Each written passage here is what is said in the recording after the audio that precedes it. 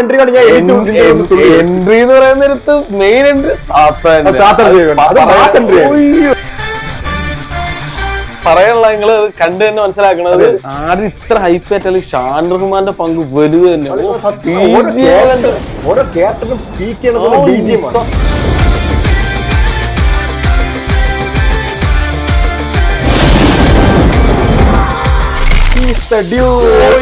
ഒന്നും പറയാനില്ല. നോട്ട് സുലൈമാൻ ദാമോദരൻ ഉണ്ണിമകൻ ആരെക്കൊണ്ട് പറ്റുന്ന അത് ചെയ്തു. പീപ്പിൾ കോൾ മീ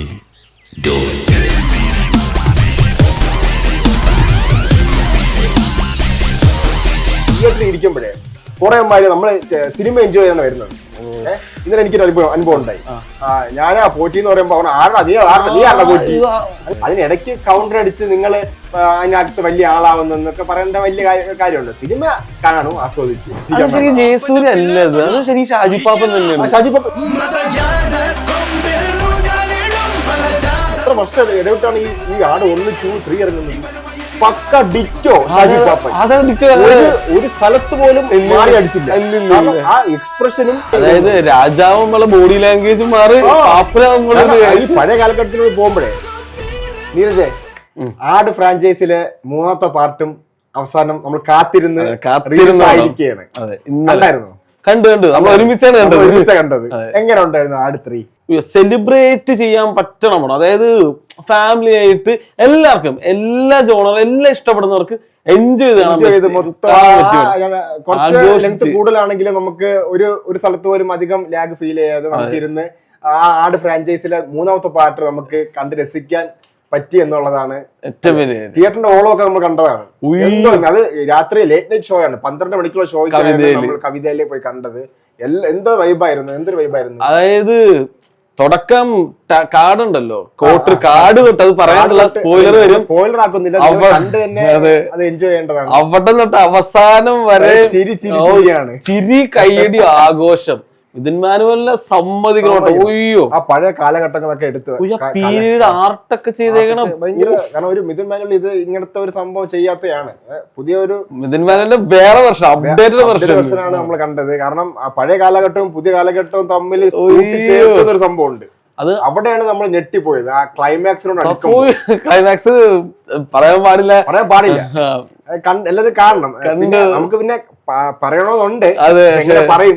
കാരണം അത് സ്പോയിലർ ആവൂല, അതുകൊണ്ട് നമ്മൾ പറയുന്നില്ല. അത് ഈ ആട് പോലത്തെ ഒരു കോമഡി മൂവി അതിനെ ഒട്ടും പ്രതീക്ഷിക്കാത്ത ടൈം ട്രാവൽ ജോണറിലേക്ക് എത്തിച്ച ഒരു പ്ലാനിങ് ഉണ്ട്. ആടെന്ന് പറഞ്ഞ ഫസ്റ്റ് അട്ടർ ഫ്ലോപ്പ് പടമായിരുന്നു. ആരും വലിയ പ്രശംസിച്ച് കണ്ടില്ല. പിന്നെ അത് ടിവിയിലേക്ക് വന്ന ഫോണിൽ ഞാൻ ഫോണിൽ തന്നെ ടിവിയിലാണ് കണ്ടത്.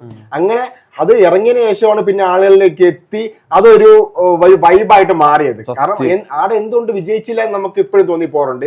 എന്തുകൊണ്ട് ഫസ്റ്റ് പാർട്ട് വിജയിച്ചില്ല? അങ്ങനെ വിജയിക്കാത്ത പോയ ഒരുപാട് പടങ്ങളുണ്ട്. ഞാൻ പറഞ്ഞ ദേവദൂതൻ, അങ്ങനത്തെ കുറെ പടങ്ങളൊക്കെ പടങ്ങളാണ്. കാരണം ആടെന്ന് പറയുമ്പോൾ നമുക്ക് ജെൻസി പിള്ളേർക്ക് ആഘോഷിച്ച് മറിക്കാനുള്ള എല്ലാം ഉണ്ട്.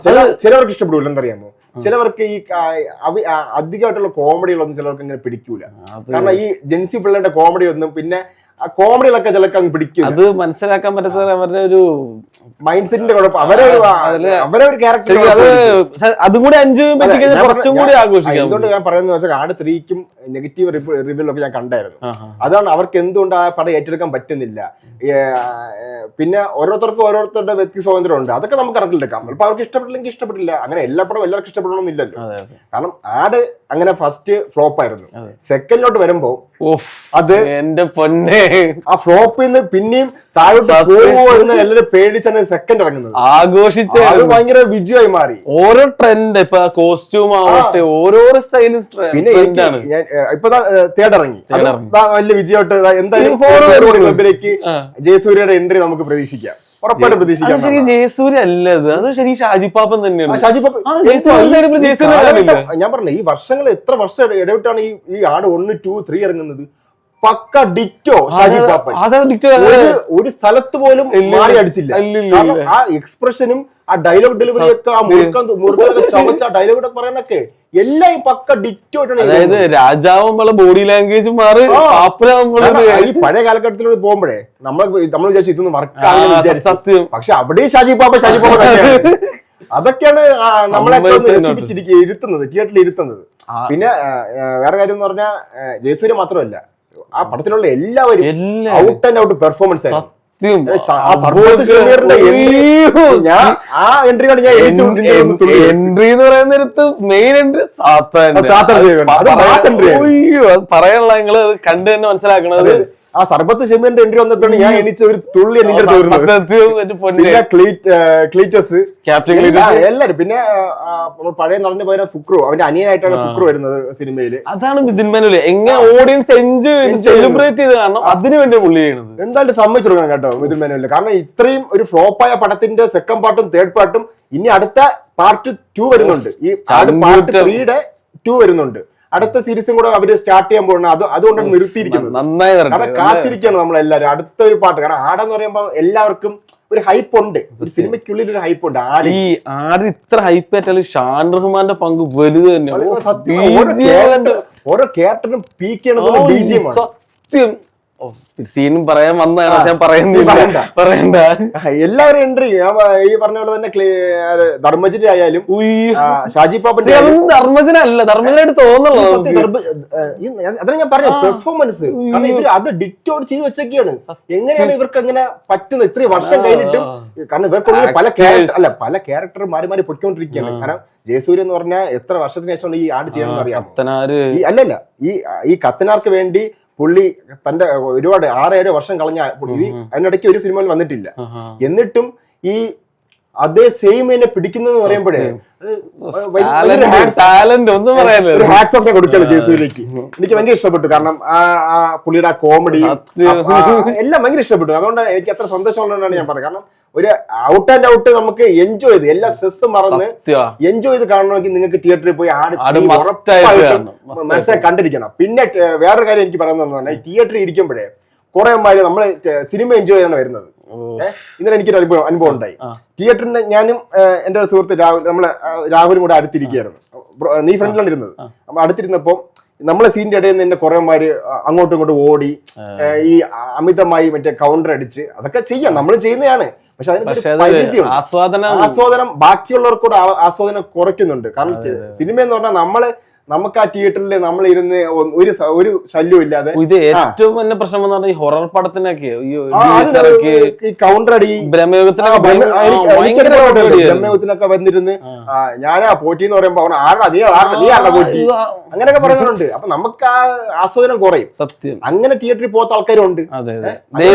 അങ്ങനെയുള്ള കാര്യങ്ങളൊക്കെ നിങ്ങൾ ദേവിയെ നിർത്തണം. കാരണം സിനിമ ആസ്വദിക്കാനാണെങ്കിൽ നമുക്ക് എല്ലാവർക്കും ഒരുമിച്ച് ആസ്വദിക്കാം. അതിനിടയ്ക്ക് കൗണ്ടർ അടിച്ച് നിങ്ങൾ അതിനകത്ത് വലിയ ആളാവുന്നൊക്കെ പറയേണ്ട വലിയ കാര്യമുണ്ട്. സിനിമ കാണൂ, ആസ്വദിക്കൂ എന്നേ എനിക്ക് പറയാനുള്ളൂ. പിന്നെ എന്തായാലും ആടിനെ പറ്റി നമ്മൾ പറഞ്ഞത്. അതുപോലെ അടുത്ത പാട്ട് ഏറ്റവും ശരിക്കും ഞാൻ ശ്രദ്ധിച്ചത് സണ്ണി വെയിന്റെ ഗെറ്റപ്പ്. 3 ഗെറ്റപ്പാണ്. 3 ഗെറ്റപ്പ് എന്താണ് പിന്നെ നമ്മളെ ഇന്ദ്രൻ സെറ്റിന്റെ ഫസ്റ്റ് കാണിക്കുന്ന മനസ്സിലായില്ല. ഇതേ യൂണിവേഴ്സ് ഫസ്റ്റ് ഫ്രെയിം തന്നെ ഒരു സൈഫൈ വേൾഡ് കാണിച്ചപ്പോ തന്നെ മലയാളം പടം അല്ല. അങ്ങനെയല്ല മേക്ക് ചെയ്തിരിക്കണം. സത്യം എല്ലാം നല്ല എഡിറ്റൊക്കെ ഫാസ്റ്റ് പറയാൻ പാടില്ല. ഫാസ്റ്റ് പ്രസന്റ് ഒക്കെ മാറി കളിക്കുന്ന പറയാൻ വന്ന ഒരാളുണ്ട്. ഒന്നും പറയാനില്ല. പുള്ളി ഞാൻ പറഞ്ഞ ഈ ഡിറ്റോ പുള്ളി ചെയ്ത് വെച്ചിട്ടുണ്ട് കേട്ടോ. എങ്ങനെയാണെന്ന് എനിക്ക് നമുക്കൊന്നും ആരെക്കൊണ്ട് പറ്റുന്നില്ല. എങ്ങനെ അത് ചെയ്യുന്നു ഒരു സിനിമയുടെ 3 പാർട്ടും ഒരു കണ്ടിന്യൂസ് തന്നെ അങ്ങനെ വരുന്നെന്ന് പറയുമ്പോൾ, കാരണം പുള്ളി തന്നെ ഒരു പാവപ്പെട്ട ഇതിൽ നിന്ന് പിന്നെ ഡ്യൂഡായി മാറി അങ്ങനെ വരുന്നത്. അപ്പൊ എന്നാലും അടിപൊളിയായിട്ട് ചെയ്തിട്ടുണ്ട്. ശരി, വിജയ് ബാബു സാർ ഇവരുടെ മൈൻഡ് സെറ്റ് ആണ്. ഫണ്ണായിരിക്കും ഇവരെ ടീം തന്നെ ഇവർക്ക് ചെയ്യണമെന്ന് പറഞ്ഞാൽ അവർ അടുത്ത് എനിക്ക് ഇത് കഴിഞ്ഞ് അടുത്ത വരും എന്നാണ് തോന്നുന്നത്. ശരിക്കും ഇതൊരു മാഡ് പടമാണ്. അവർ തന്നെയാണ് ഏറ്റവും വലിയ. ഇത് നമുക്ക് പ്രത്യേകിച്ച് കഥ ഉണ്ടാക്കണമെന്നല്ല. സത്യം പറഞ്ഞാൽ ഈ ബബ്ബെ പറയുന്നില്ല, നോ ലോജിക് അതേപോലെ ഇത് no logic only fun. Full fun ride. നിങ്ങൾക്കും ഷാജി പാപ്പന്റെ കൂടെ കയറി ആ വണ്ടിയിൽ ഒന്ന് കറങ്ങിയിട്ടൊക്കെ വരാം. ആ ഒരു ഫൺ റൈഡാണ് ആട് 3. എല്ലാരും തിയേറ്ററിൽ പോയി കാണണം. മസ്റ്റ് വാച്ച് ആണ്. പിന്നെ ഈ നെഗറ്റീവ് റിവ്യൂസ് എന്ന് പറഞ്ഞാൽ ആരും പോവാതിരിക്കരുത്. കാരണം നിങ്ങളുടെ സന്തോഷം എന്താണെന്ന് നിങ്ങൾ കണ്ടെത്തുക. വേറെ ഒരാൾ പറഞ്ഞിട്ടായിരിക്കില്ല നിങ്ങൾ സന്തോഷം കണ്ടെത്തേണ്ടത്. അപ്പം ആട് 3